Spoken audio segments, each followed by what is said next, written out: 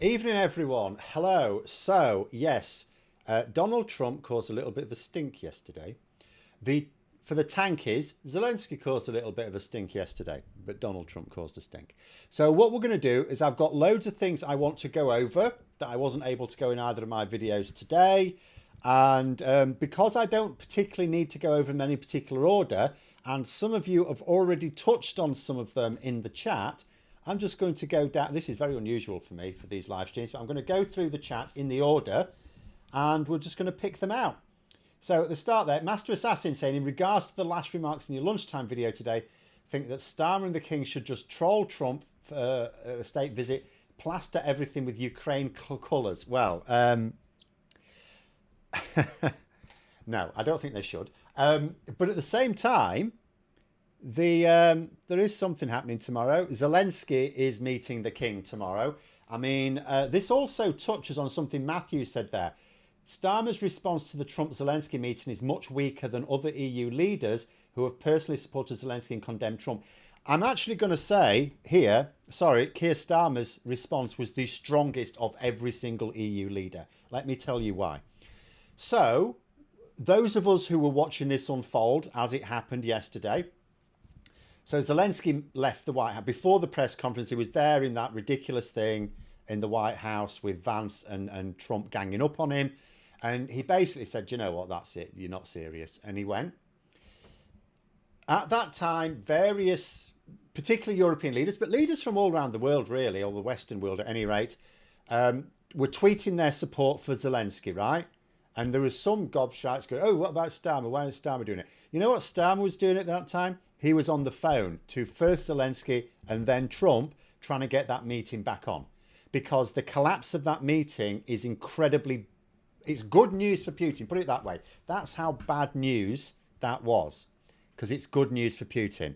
So while... And I'm not criticising the other leaders, by the way. I mean, what are you going to do? Trump wouldn't take a call, for example, from the Spanish Prime Minister, right? So all he could do, obviously, was offer his support for Zelensky.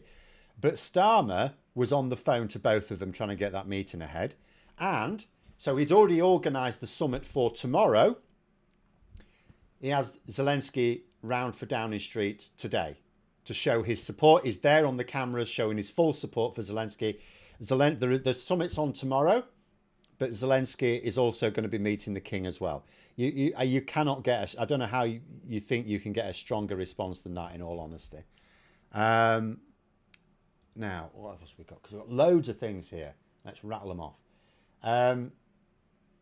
Oh, there's a quick one here. Punator saying, Phil, counter on second video today. You said Labour won't be forced into a general election before the 29th. I believe it'll be 28 due to general political wisdom. No, I'm not saying that the general election will definitely be the 29th. What I was saying was that there is no way that Nigel Farage can have a general... If he's... Let's say he gets into an election winning position, there is no way he can have that election before 2029. Like, if Reform UK were in an election winning position in 2028, there will be no election in 2028. That's what I was saying. James there saying, Trump and his cronies riled me up. I was putting both my middle fingers up towards him. I imagine a lot of people were. But there we go. Felt like playground bullies picking on the kid whose mum has just died. It was utterly... it was disgusting. And again, I keep saying, it's like, you know, there'll be some people saying, what do you expect? It's like, I don't know. What do I expect? I don't know. I never expect much from Trump, and yet he still manages to make things worse. Before I go through some others, I'm just going to... Carol there saying, I feel, well, you called it that we would offer the orange on another state visit to Kim on one side. It's free. Why wouldn't you? All these people say, oh, no, we should cancel the invite. Why? It's dinner with the King. None of us have to go. None of us have to go. Charlie's the one who's got to put up with it. Keir Starmer has to put up with it. There'll be David Lammy's got to put up with it. Let them take one for the team. It's free. You know, whatever damage Trump's going to do, and Trump's going to cause a lot of damage to our economy one way or the other, why pile it on by actually sticking two fingers up at him? Didn't the late Queen troll Trump with a Ukraine-coloured hat? Well, I don't know about that, but she did troll him. She put... Because she knew he was an idiot, right? And he didn't pay attention to anything. So she was walking him around some, like, displays of stuff. And she said, oh, do you recognise this? And it was a horse that he had gifted her the first time they'd met. And he said, "Oh, you recognise this?" He's going, "No, what's that?" And his wife, Trump's wife, had to say, "That's what we got her when we met her. That's your present to her." And she knew as well. That's why she asked the question. Otherwise, she wouldn't have said anything about it. But let's go. I just want to go through a few other things because there have been some very interesting things. Because times like this, you know, everything goes topsy-turvy. And people who are normally like Trump-level arseholes, all of a sudden you think, what are you doing on our side? Let's have a look at this. Andrew Neil, right? Andrew Neil, who completely destroyed his reputation with GB News a few years ago. So Elon Musk is saying here, time to find, because again, they're pushing these conspiracy theories, time to find out what really happened to the hundreds of billions of dollars sent to Ukraine. There haven't been hundreds of billions of dollars sent to Ukraine. So Andrew Neil is saying here, America did not send hundreds of billions of dollars, and much of what it did spend was spent in America. And this is true. Most of America's support for Ukraine was in the form of weapons which were manufactured in America. So they've just given weapons to Ukraine, which obviously is really helpful, I'm not knocking it, but it's not money. Because what they're trying to suggest is that Zelensky's been pocketing money. They didn't send money, right? Says perhaps you could tell us what happened. So Andrew Neil then finishes off, perhaps you could tell us what happened to that. Which is absolutely incredible, some of the stuff that's coming out. But I am going to point this out, and I will point this out until people understand what Boris Johnson is. So, it's a bit small, sorry. Hold on. I'll read it out. So what Boris Johnson tweeted, right? I'm going to read the whole thing, and I'm going to tell you which bit to focus on. So Boris Johnson says, it's time for cool heads and to remember that the US and Ukraine are on the same side. Not anymore, they're not, mate. Volodymyr Zelensky has led his people heroically for 3 years against completely unprovoked aggression from Russia. So you think this is Boris Johnson backing Zelensky, right? You think this is Boris Johnson backing Zelensky. The bravery of the Ukrainians has been amazing. Their suffering has been appalling. It is they who deserve our support and they who frankly deserve our respect. So this is all now at this point sounding like Boris Johnson's on Zelensky's side and effectively chastising Trump. Then this bombshell. The best way forward now is for the minerals deal to be signed as soon as possible. There is still a path to peace. Slava Ukraini. Now, no, the minerals deal does not contain peace in it. There is nothing in it which gives peace. Boris Johnson is done his usual thing, is distracting you with lots of things that other people who support Ukraine would say to make you think he's supporting Ukraine, and he ends up with a phrase suggesting that he supports Ukraine. But the key point, his what would you call it now? His action point in that tweet is Zelensky should sign the minerals deal. Why? What's in it for Ukraine? What do they get? Nothing. And it's not a path to peace. It's nothing. There's no security guarantee in it. Film Leader then saying, do you think Turkey will now play a bigger role in and act as a security backstop, given Erdogan has got concerns with the Black Sea and him recently changing his tune on NATO and Ukraine? It's funny you should say that. It is funny you should say that, because let us have a little look at what I saw a little earlier. So this summit that was arranged for tomorrow in London, it was already arranged because they knew when they set it that Macron would be going to visit Trump, then Starmer would be going, then Zelensky would be going, right? So it was always intended as a, where are we now? What do we need to do? I think the agenda's been rewritten. Since the events of yesterday, I think there's been a few more countries added, and Turkey is turning up to it. They weren't going to turn up to it. They're turning up to it. So yes, Turkey is actually quite concerned by all this, and Turkey is giving the impression, in fact, I'll read out the tweet for those who can't read it. Turkey will attend Europe's emergency meeting on Ukraine in London tomorrow. Turkey has indicated in recent weeks that the country is prepared to take a more involved role in Ukraine as Foreign Minister Hakan Fidan attends one of the most critical summits of the war. So like, everyone's getting involved in this now. Absolutely everyone. Let's have a look. Speaking of experience, sadly, a lot of my fellow soldiers are right wing, but pleasingly, the reaction to Trump and disgust at what he's done has been almost universal amongst online military groups. A lot of that will be down to two reasons I would suggest. First of all, Trump is, he's a populist, and populism plays on fake patriotism a lot, and fake patriotism works on veterans because veterans are actual patriots, right? Some of the most, they're literally risking their lives for their country. So you often do get a lot of veterans falling into a lot of these groups who think that those leaders are backing them, and they're not. The problem with that is patriotism doesn't work in geopolitics, because patriotism is about one country being great and the others being not so great, maybe even shit. Doesn't translate across international lines. So veterans in Europe they know that because they understand the situation, they know that their country's been screwed over by Trump. The second reason I would suggest is veterans, particularly ones who've seen active service, I would suggest can empathise more readily with Zelensky and the Ukrainian people because they've been in battle. They know what it's like. Everyone else, myself included, everyone else has this sanitised version of the war. We're thinking, oh, look, the building's been bombed. But someone who's been involved in that will be thinking, people were bombed. You know, we see photos of destruction. We see buildings destroyed. They see people.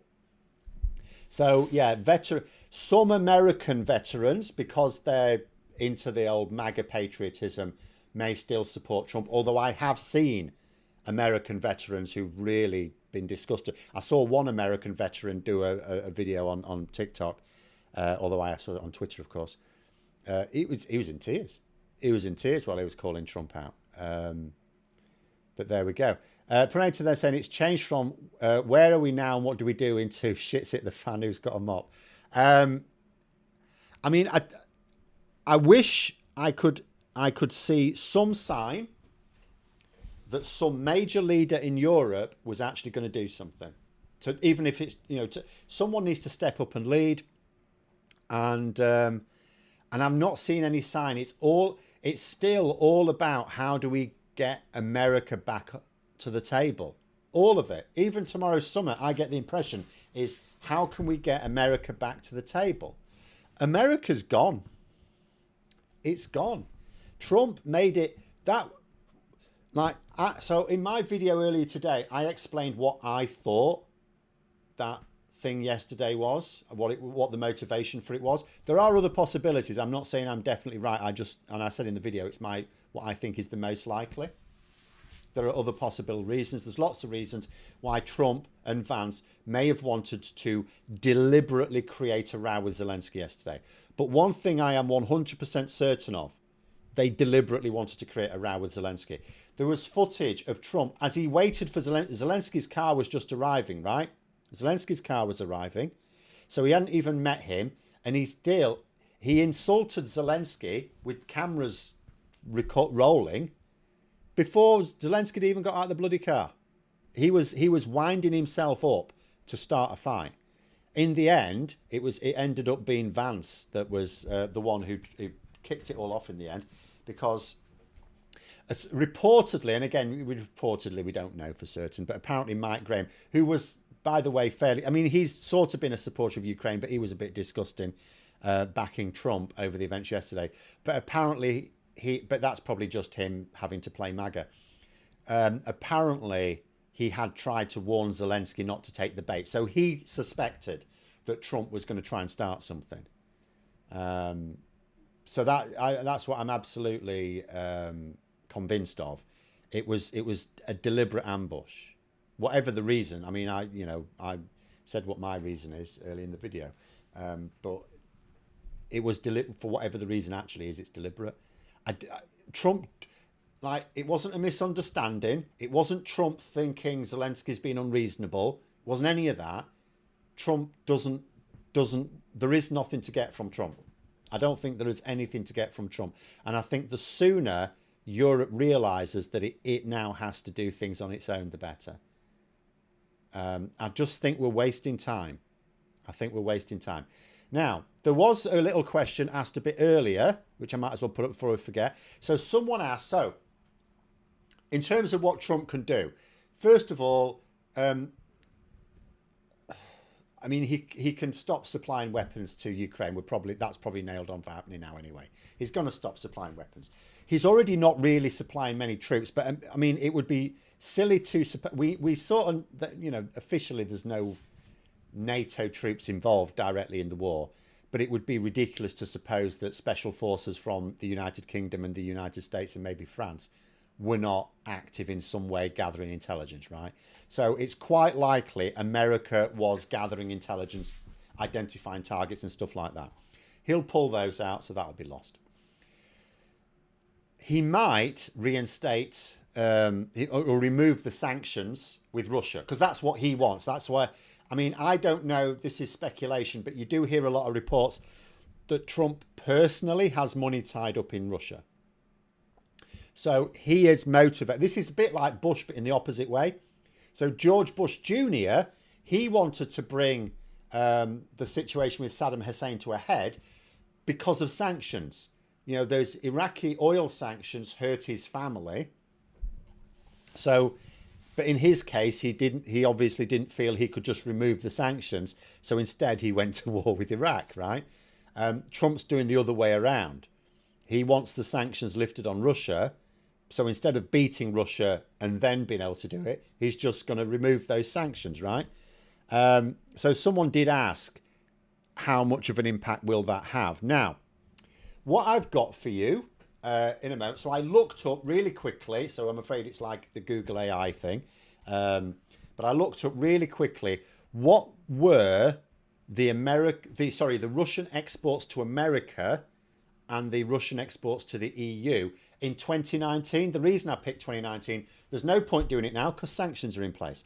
There's also no point doing it in 2021, really. I mean, you can, but it's not ideal because different countries were recovering from pandemic, you know, at different rates. Whereas 2019 was before COVID, before these sanctions. This is what it looks like. And I've done this a couple of times this week. This is the magic of the proportional flag. So the EU flag is in proportion to the size of Russia's exports by value to the EU in 2019. The American flag, oh, you might not be able to see it, by the way. It's in the little fork of the lightning, the little teeny tiny flag there. That was Russia's exports to the United States in the same year. Geography matters. Geography matters, right? Like with everything. So Russia, if America eases sanctions on Russia, I'm not going to say it's not going to be useful to Putin. Of course, it's going to be useful to Putin. It's not going to be as... The EU sanctions, I imagine, will still bite harder. That's what I would think. So the EU sanctions are more important, I think, than the US sanctions. Now, there might be some little wrinkles in there and that it's not entirely just down to the value of exports and stuff. And there might be various other, you know, nuances to it. But yeah, the EU sanctions, I think, still must bite harder. Punator there saying VP Van has had to change his planned ski vacation in Vermont because of pro-Ukraine protests. Right, so... I'll tell you what's interesting here. So a couple of things. Talking about Vance, his little hypocrisy, you know, I was having a pop at Europe. If you can't face your electorate, there's nothing we can do for you. You know that? No, let's have a look at a couple of headlines that someone cobbled together here. So, J.D. Vance quotes, Munich Security Conference. If you're running in fear of your own voters, there is nothing America can do for you. Latest headlines here. GOP leaders advise lawmakers to simply stop hosting town halls, right? That is because Republicans are getting shit from voters. They can't hold meetings because people are getting in there and going, they're absolutely apoplectic. Not just about the way they're dealing with Ukraine, more about how they're dealing with themselves. They're crashing the American economy. Absolutely crashing the American economy. There's fears of a recession. Now, technically, a recession in America wouldn't be the worst thing in the world because their economy's been growing so much under Biden, right? They can take a hit. But I think we're talking about a big recession, which actually if it is a big recession, hurts us as well. I mean, that's the problem, isn't it?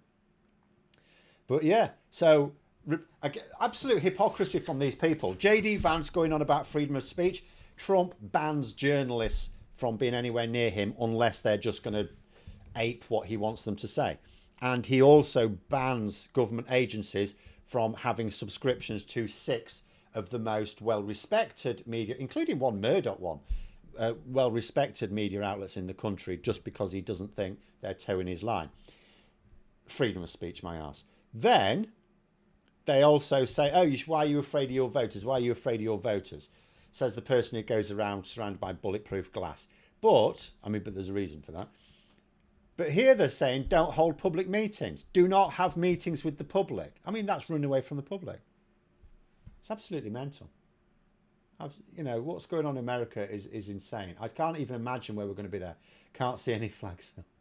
Sorry, I'll put it back up. No, it's back there. So the EU flag, you can surely... I mean, I know it's not against the best background, but the EU flag. The American flag, I can understand if you can't see it, especially if you're watching on a phone. I know a good, usually about 40% of you are watching on a phone. You've got no chance. Sorry about that. But the point is, the Russian exports to America, even before COVID and the war in Ukraine, or the full-scale war in Ukraine. Remember, they were still occupying Ukraine in 2019, but we weren't really applying serious sanctions on them for that. But, you know, there it is. Let's go through a few other things, because there's been lots of other interesting things. I mean, one thing that someone's come out, obviously this is really anecdotal. I'll have to read it out to you again because I've made it too small probably. So it has been suggested this is from a journalist in Kiev, a Western journalist who has said that they've been talking to someone who's a bit critical of Zelensky, and they've essentially said, yeah, last night just made Ukraine unite behind Zelensky. Now, that's anecdotal. There is a lot of that anecdotal evidence. It'd be interesting to see polling. But there are plenty of people saying, yeah, do you know what? Ukraine, there obviously will always be the odd dissenter. You never get 100%. Only dictators get 100% of public support. But, you know, the suggestion is that actually most Ukrainians saw it for what it was, which was an ambush of Zelensky. You know, there's the odd person going, well, why did he take the bait? Why did he take the bait? But for every person saying that, there's like 10 of them saying it would have made no difference. Trump had gone in wanting to say all these things. Vance had gone in wanting to, they were going to say those things regardless. It was an ambush. It was an absolute ambush. And if he hadn't have taken the bait at any point, and I thought he was quite restrained, they would have just said them anyway. They'd have just said them. They don't give a shit. They were given their memos from the Kremlin. They had to get their lines out, you know.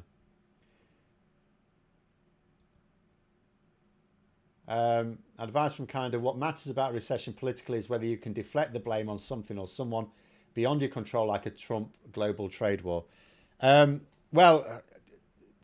Messaging matters a lot, because the thing is, if Trump tanks, it doesn't matter about the trade war. He doesn't have to have a trade war. If he tanks the US economy, which he's quite capable of doing without a trade war, it hurts everyone else as well. And as we know, a load of governments lost power in the last couple of years, including the American government, which is going to have very far-reaching consequences, already is doing. And, you know, yes, if you cannot persuade people that it was someone else's fault or something else's fault, you are going to suffer, because the public will otherwise blame you. That's where I do have a bit of a worry with Labour, because they're really bad at communicating. But they will obviously be aiming to ride it out as best they can. And actually, one advantage for Labour, see, a lot of other countries could be in real trouble. One advantage for Labour is that because, I mean, a recession ultimately has got nothing to do with the strength of your economy. In fact, the stronger your economy, the more likely you are to have a recession at any given point. That's the thing about it. All a recession is for 2 quarters in a row, your economy shrank compared to where that economy was. So it's not compared to other economies. It's not compared with where it should be or anything like that. It's just, did your economy in a particular quarter, did your economy get smaller than it was the quarter before? And then did it happen a second quarter in a row? And if it did, it's a recession. You could still have a really strong economy, but you're in recession because you grew too fast before it. Whereas we've got the opposite situation, which could benefit Labour. Our economy is, to use the technical term, bollocksed. So in actual fact, although, you know, the fact that growth is really wobbly means that we are at eternal risk of recession, it takes relatively little to stop us going into recession. So, yeah, we will see. Would it be wise for Starmer to try and take that leading role you were talking about? I mean, he would love to. There's lots of leaders who would love to. Starmer's role at the moment, which was personified by the fact that he was the one on the phone yesterday, the fact that he held the last summit in London, he's holding this one now, is because all of this bollocks that Britain's always talked about being the bridge between the United States and Europe, it was all crap. It was all claptrap. It's just, when we lost the empire, it's what we had to say to make ourselves feel special. And then it's like, oh, we got a special relationship. Special relationship is all crap. Now it's technically true, because the reason why Starmer was on the phone yesterday was because he's, like any other European leader could have got on the phone to Zelensky, but only Trump realistically had any shot of getting Trump to do something different. I mean, it didn't work because, you know, I don't think it's ever going to work. So yeah, so that's like his role. I would suggest, and you know, you could argue he could take that leading role in a sense, because Britain does if you take America out of the equation, Britain is the largest contributor to NATO in raw dollar terms. But I would suggest that European leadership needs to come from inside the EU, and that's not us anymore. I would suggest it needs to come from inside the EU.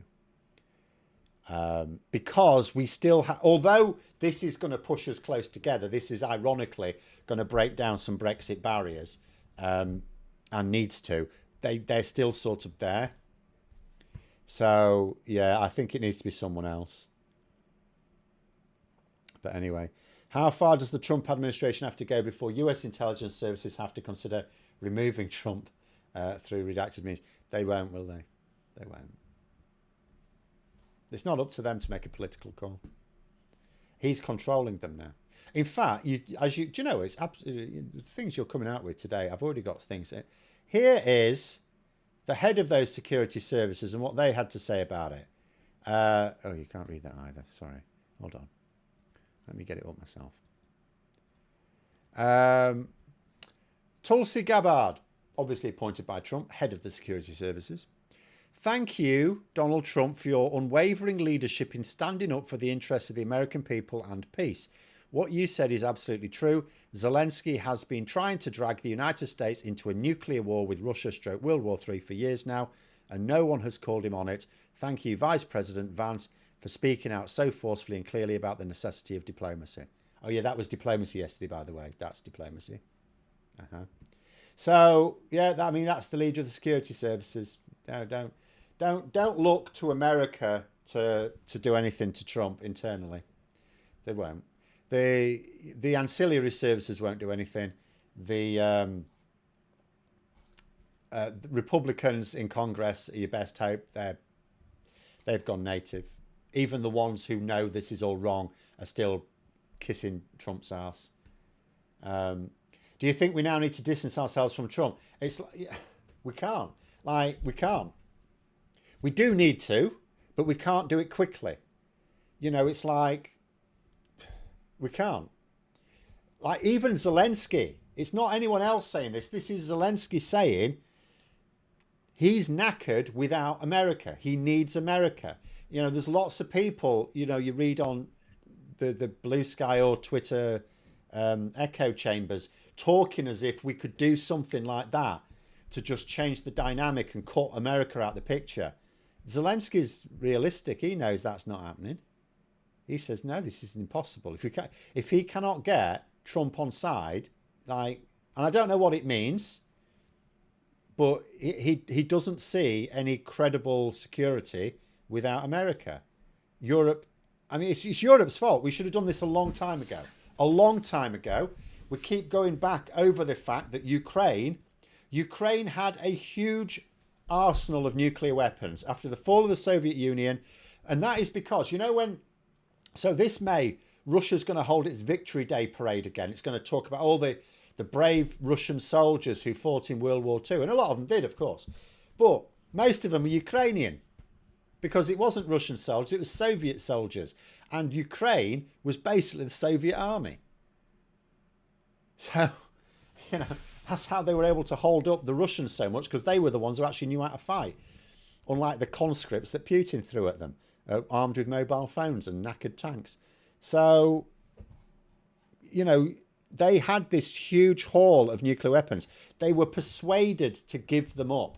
Give them up to Russia, actually. But it doesn't matter. They were persuaded to give them up. So they were a nuclear nation in return for security guarantees.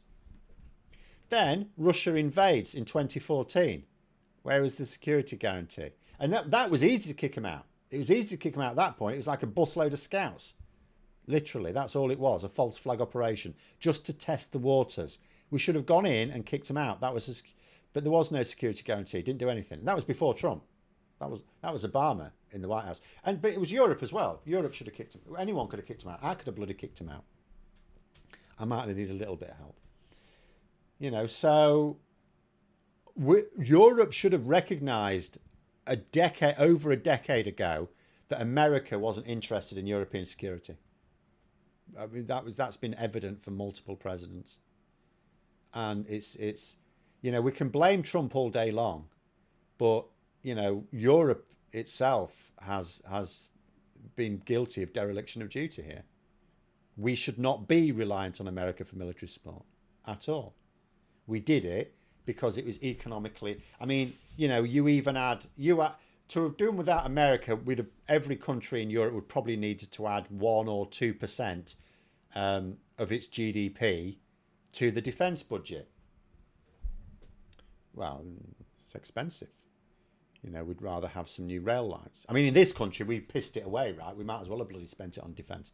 But in a lot of other countries, they at least spent it on something useful. It's like, why spend it on defence if America will just defend us in return for some token defence contributions of our own? Do I think Trump allying with Putin is going to be his downfall in the long run? I really don't know what to predict, but I do know that America has now seen what he is. Yes, there will be those people who are just so blindedly tribal that they'll never see it. But those who are capable of reevaluating things when they get new evidence, they've seen it. They've seen it on display. If any Americans watch that is capable of independent thought, there's no way they'd blame Zelensky for that.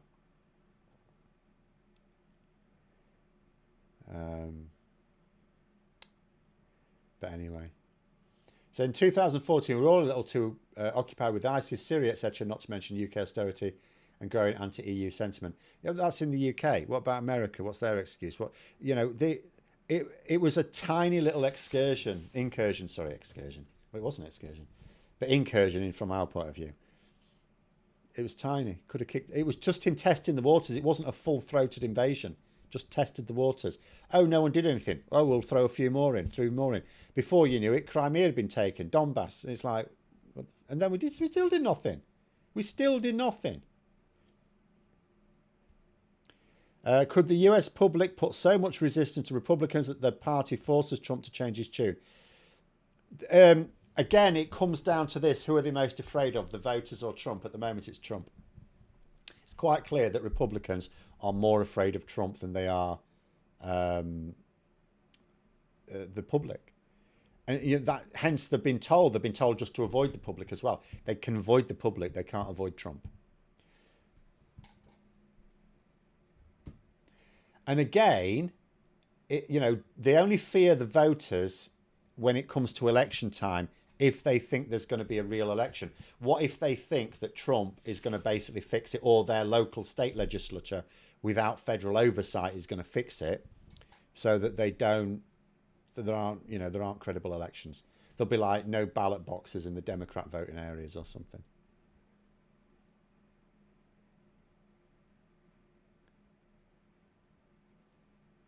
I wouldn't put it past Trump to issue an EO to abolish Congress and then pressure the Supremes to go along with him. He doesn't really need to pressure. They go along with him all the time, don't they? I don't think he will. He doesn't need to. While they're tame, he doesn't need to. And Mike there saying, yes, the Russian troops 2014 wore unmarked uniforms. Yeah, it was literally testing the waters. If we'd have kicked them out, they'd have denied it they were Russians.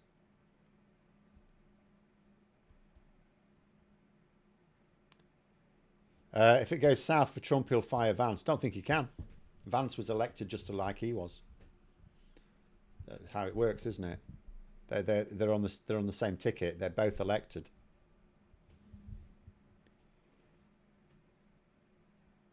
In fact, Vance is more unsackable than Trump technically, because Congress can impeach. I mean, maybe they can impeach the vice president. I don't know, but the vice president doesn't really have any power other than what the president gives them. They can impeach the president, and then the vice president becomes president.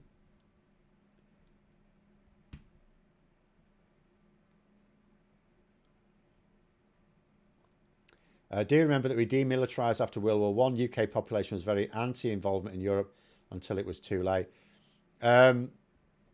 Well, some were, yes. But again, we're making the same mistakes now. It's appeasement. Let them have a little bit. Let them have a little bit. And it's like, no, let's not.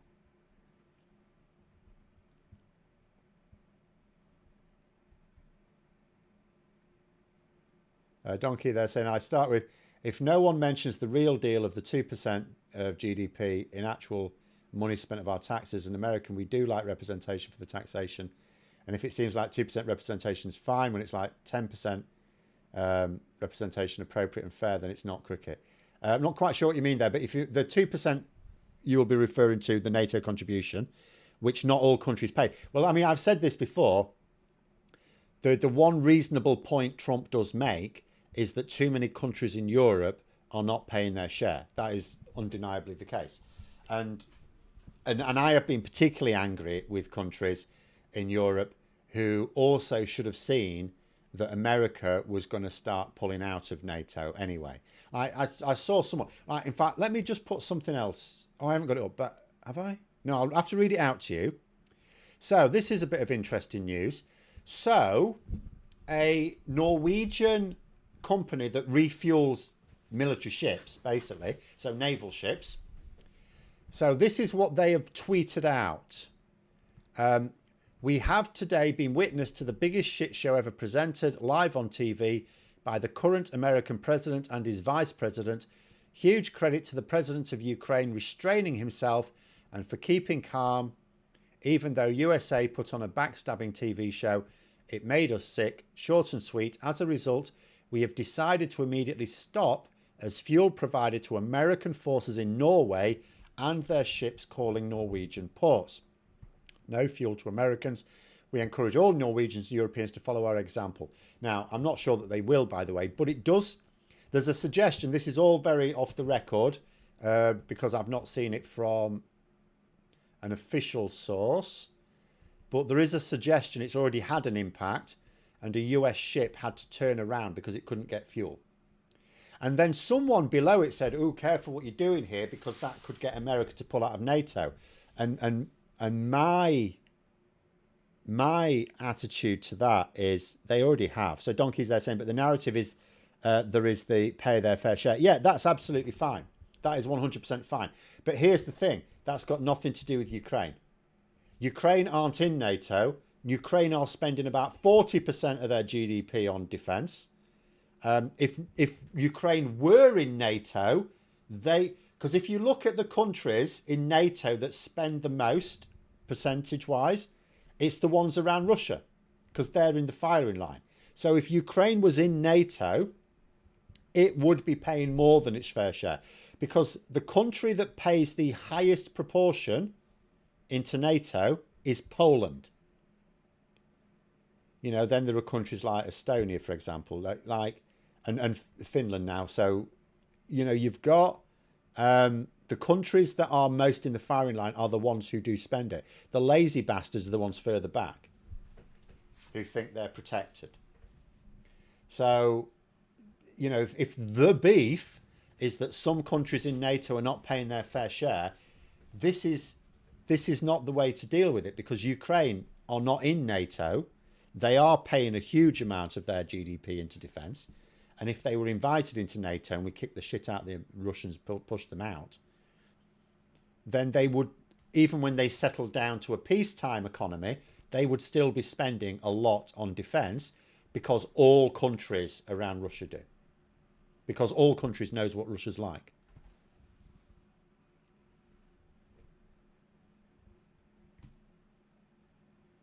Would agree that those who say Trump is a patriot, that in reality all he cares about is himself and making money. It's all he cares about is himself, no one else.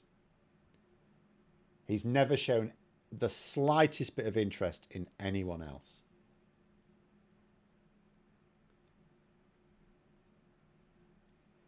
It would send a message to the American public if all the leaders attending the Ukraine summit wore combats rather than suits. Well, again, on that point. So, yeah, for those who maybe don't know, so he criticised Zelensky for not wearing a suit. Donald Trump, on his desk in the Oval Office, or the display bit behind him, has a bust of Winston Churchill. So he's presumably a fan of Winston Churchill. Where's my picture of Winston Churchill visiting the White House? Oh, look at that. He's in military fatigues. You know, again, it's just layer upon layer of hypocrisy, like a rotten onion, isn't it? Every single thing they say is hypocritical. Everything they say a person should do, you can easily find examples of them not doing the same. They are so inconsistent. Question about Alexander there saying, to some extent, Europe has tried to not get overly armed, Germany in particular, to avoid the problems that occur when a highly armed country in Europe elects a populist fascist. No, the arms are already in Europe. The weapons and the troops are already in Europe. We weren't talking about having more weapons and troops in Europe. We were talking about not relying on American ones so much. That's the issue. It's not. We're not talking about becoming, like a militarized zone or continent. We were just talking about not being. If America just decided to piss off one day, which may now happen, can we cope? The answer is no. So we shouldn't have actually relied on those American troops anyway.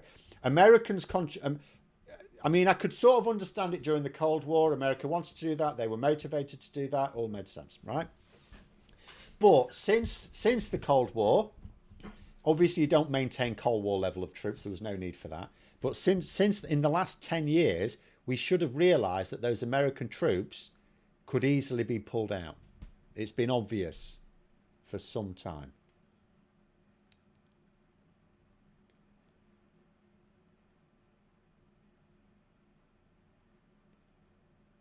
The planted question about suit was from MTG's boyfriend, maybe.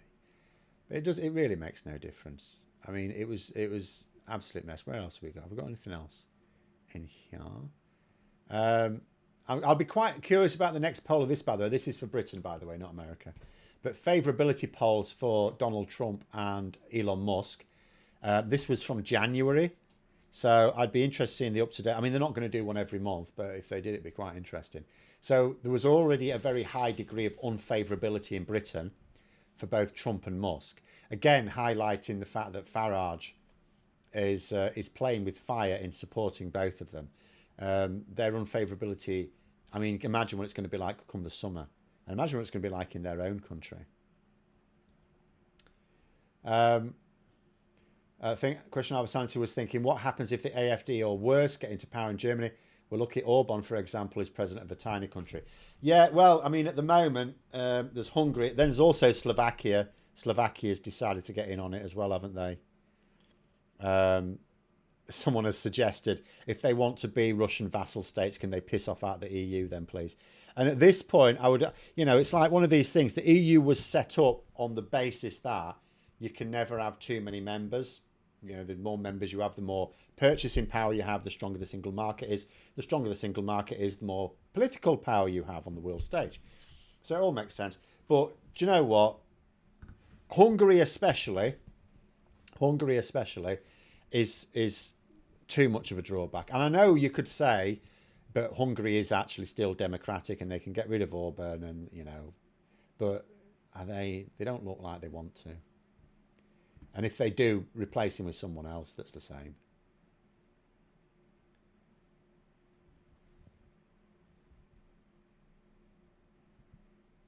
I personally think the UK can rebuild its military strength. We've done so many times before, we can do it again. Your problem at the moment is it's not just a case of weapons. We need troops. We've been hollowed out. How do we get the troops? Because before all this kicked off, if you recall, just a couple of weeks ago, a poll came out saying Generation Z, the vast majority of them would not fight for their country. So even if you made a load of money available, it would be really difficult to recruit, because we have screwed over the younger generation to the point where it's like, why would we risk our lives for this country that doesn't give a shit about us? That is the problem as well. And of course, we haven't got the cash to splash about. Also, we don't have the high levels of unemployment. I mean, technically, I suppose unemployment's probably higher for younger people, but we've got a situation where our actual economy needs workers desperately. We haven't got them, falling population. So it would actually be a mammoth task. When you consider all the different nuts and bolts, it would actually be a genuinely incredibly difficult task for us to raise the level of our armed forces again in terms of troops, in terms of actual personnel. Our best bet might be getting really good at, I mean, we are sort of quite good at developing weapons, but really good at developing weapons and hoping other buggers around Europe can raise the troops. There are some countries that still have conscription.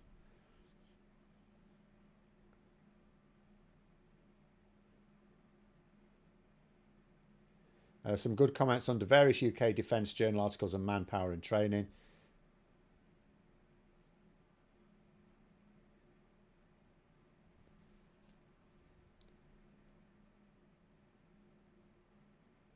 Pranay's there saying, I'm Generation Z. If not for my disability, I'd fight for Ukraine, but not my own country. Well, it would be sort of the same thing. I mean, this is the way, if people thought like that, you would join up, because if we defend Ukraine, we don't have to directly, like, defending Ukraine is defending Britain. Russia wants to, like, who wants to invade Britain? If we think about it that way, if we start from first principles, who wants to invade Britain? America isn't even all that asked about having us. They want Canada as the 51st state. They don't want us. Only Darren Grimes want us to be invaded by America. So we're talking Russia. Russia is the only country that wants to invade Europe and is open about saying so. So to get to us, it's got to go through everyone else first. Well, not everyone else first, but quite a few countries first. If we defend the first countries in the wave, we defend ourselves. And the same applies, anywhere. And it's all, I mean, you could argue, but I don't want to get sent off to some part of the world where we invade a country that doesn't deserve it, type of thing, or illegally or whatever. There's probably not very much danger of that. First of all, Keir Starmer is very much against illegal wars anyway. He's just been like that for quite a long time. But also, we ain't got the resources. We haven't got the resources. It makes no sense. We actually don't have the resources to defend our. We are actually now have an urgent defence need in Europe. So our armed forces they're still obviously going to be active around the world. They need to be active in, like, protecting trade routes, for example, and also blocking off the seas around, like, Greenland, for example, Russian subs and so on. But by and large, we can't, like the Tories were talking about expeditions to the Pacific so we could be with America, and it's like, you're having a laugh. They're abandoning Europe. We need to protect Europe. Andrew, they're saying F-35 software can only be updated by Lockheed, so now potentially unreliable in combat situation. I mean, what we certainly need to do for the next generation of military tech is we do need to develop it in Europe. We need to develop our own stuff, yeah. Didn't Starmer write to Blair advising against the Iraq war back in the day? I don't know. I do know he wrote, he discussed it in an article. He wrote an article about where he thought the legal position was. He may have written advising against it, but he did certainly argue that it was illegal at the time, or very likely illegal. He's a lawyer. He's always like, there always has to be that kernel of doubt, but he's basically saying, yeah, this is probably illegal. Don't do it. I sort of guessed it was illegal. I mean, I didn't know who Keir Starmer was at the time, but I did used to read papers, so I would have read the article. What tipped it off for me that it was almost certainly illegal was when Blair's most senior but non-political legal advisor quit. That is usually a sign the government's going to do something illegal.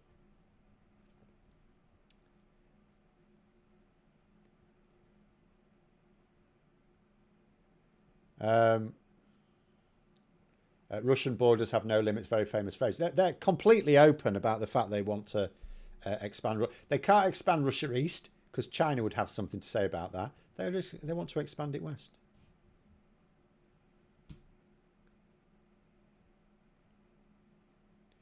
If the military was more amenable to being a modern day employer, then perhaps more people would be interested in joining. Yes, potentially. And that is also partly why Labour spent an absolute pissing fortune on renationalising accommodation, military accommodation, because that was absolutely shocking. And that'll take like a quarter of a century to make the money back on that and the savings back on that. And that's the problem when people call for nationalisation via just buying stuff back.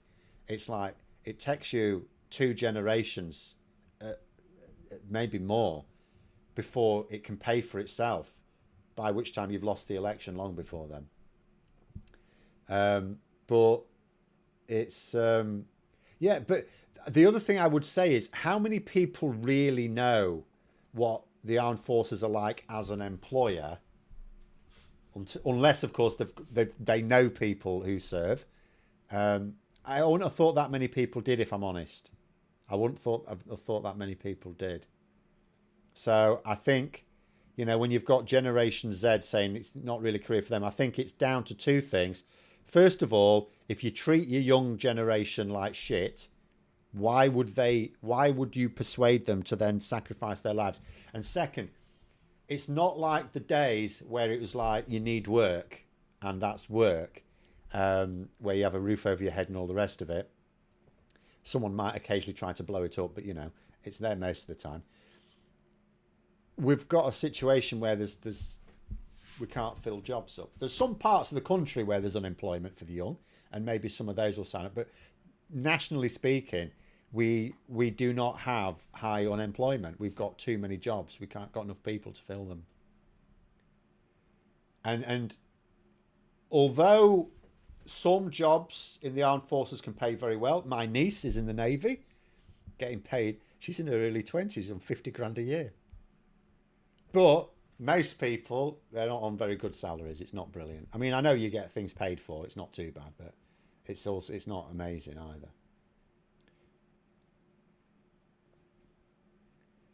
Wouldn't the US abandoning Ukraine weaken the American military-industrial complex? Surely it would be better for wealthy Americans military supplies to support Ukraine. Yes, it would. This is absolutely against America's interests. Here's the thing. Trump, if you take him at face value, what does Trump want? He wants Europe to not rely on American military power. Okay. So that means Europe itself needs to provide more troops to the defence of Europe. That suits Trump.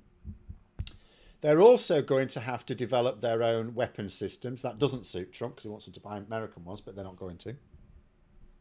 So if everything happens as Trump in his feeble, failing mind imagines it, in another generation's time, in another 15 years' time, Europe is militarily independent and able to hold Russia in check, because Russia's pants. I cannot emphasize enough just how small the Russian economy is. It should not be able to pose a serious military threat to Europe. It's utterly ridiculous. It's farcical, in fact. But nonetheless, you know, in 15 years' time, we may be at a situation where Europe can hold Russia back. It doesn't need America to help it do it. America, you have fun in the Pacific, whatever. then what? Then what happens to America? All of a sudden, you'll also weaken trade ties with America as a result of this. So that, again, there'll be lots of pain. There'll be lots of pain as it goes through it. But out the other side, Europe will have partially America-proofed its economies, because it'll have to. It's a bit like after Brexit with the UK, with Britain specifically, because supply chains have been reordering. So if we were to join the single market tomorrow, we wouldn't get all that business back. You know, there's all this talk about the fact it's hit our GDP by 4%. That doesn't mean to say we get that 4% back if we join. A lot of it's lost permanently until we build it back up. Could take decades.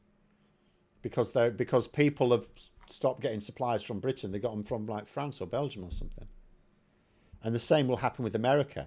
So then what will happen is, on the world stage, America wants to do a thing and it wants support, and it'll look around the room and everyone will be going, I'm not supporting you for that.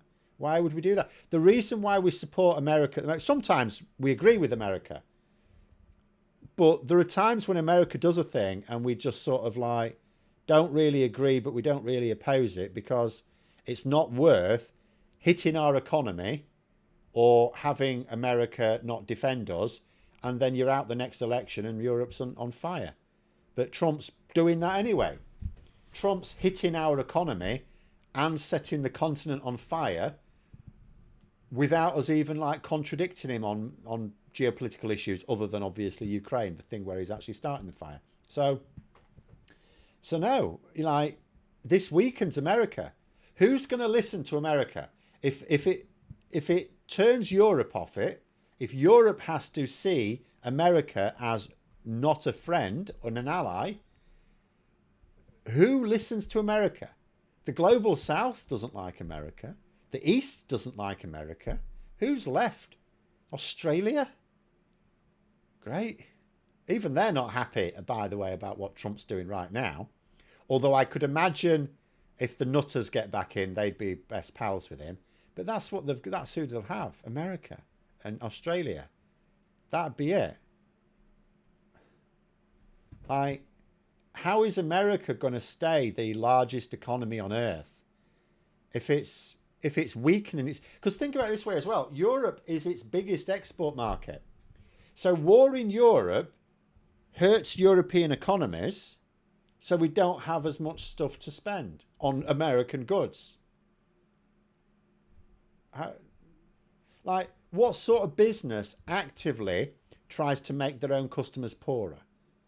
Other than when you try and charge them too much, but that's you getting the money. Half of America doesn't like America. Well, that's probably a bit. They might not like the current government. I mean, that's the case in a lot of countries. But, you know. Where Obama, Bush, Clinton and Biden? Yes, I saw various comments saying that they've been a bit quiet recently. Yeah, exactly. I do not know why. I do not know why they've not said anything, in all honesty. Particularly Bush. Bush is no fan of Trump. I nearly call him Putin, though. It's hard to tell the difference. Putin is the one who has natural skin colour, that's right.